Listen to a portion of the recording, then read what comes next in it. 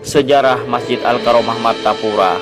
Pada ketika itu, masjid berfungsi sebagai tempat peribadatan, dakwah Islamiyah, integrasi umat Islam, dan markas atau benteng pertahanan para pejuang dalam menentang Belanda. Sedikit info bahwa bangunan asli Masjid Agung Al-Karomah pada zaman pendudukan Belanda, sebelumnya masjid ini bernama Masjid Jami Martapura. Sejarah pembangunan Masjid Al-Karomah Martapura dilatar belakangi beberapa peristiwa di masa lalu.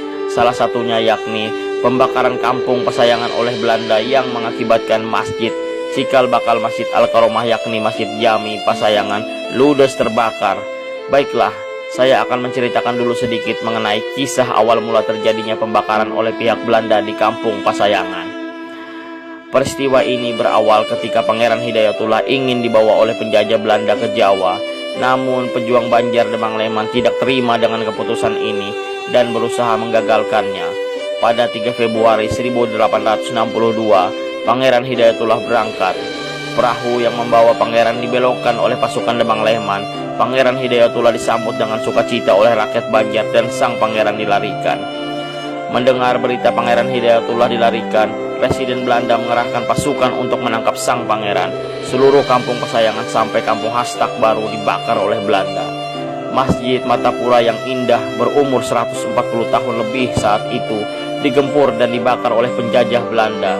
Ini terjadi pada 4 Februari 1862. Ini menjadi bukti kebengisan dan kebrutalan penjajah Belanda kepada rakyat Banjar yang tak berdosa. Pada akhirnya, Pangeran Hidayatullah berhasil ditangkap Belanda. Beliau akhirnya dibuang ke Cianjur bersama sebagian besar keluarga besar kerajaan Banjar. Baiklah, singkat cerita, akibat peristiwa pembakaran itu, muncul keinginan masyarakat yang diprakarsai oleh 3 ulama besar di era tersebut, yakni Tuan Guru Muhammad Nasir, Tuan Guru Muhammad Tahir atau Datu Kaya, serta Tuan Guru Muhammad Apip atau yang populer disebut Datu Landak, untuk membangun masjid yang lebih besar. Menurut riwayatnya, Datu Landak dipercaya untuk mencari kayu ulin sebagai soko guru masjid ke daerah Barito, Kalimantan Tengah. Konon, menurut cerita yang beredar di tengah masyarakat Banjar, 4 kayu ulin tersebut dibawa Datu Landak hanya berjalan kaki dengan menyeret batang kayu-kayu ulin tersebut dari Barito, Kalimantan Tengah. Setelah tiang ulin berada di lokasi bangunan masjid lalu disepakati, tepat 10 Rajab 1315 Hijriah atau 5 Desember 1897 Masehi, dimulailah pembangunan masjid tersebut.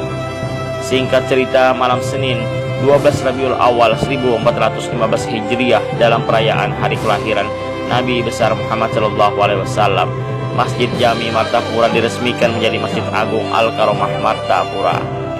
Kini setelah mengalami renovasi, Masjid Raya Al-Karomah diyakini sebagai masjid terbesar dan termegah di Kalsel. Kubahnya nan unik dengan warna-warni eksotik dan puncaknya plus arsitekturnya yang menawan mengundang daya tarik tersendiri untuk orang datang ke masjid tersebut. Sekian dan terima kasih.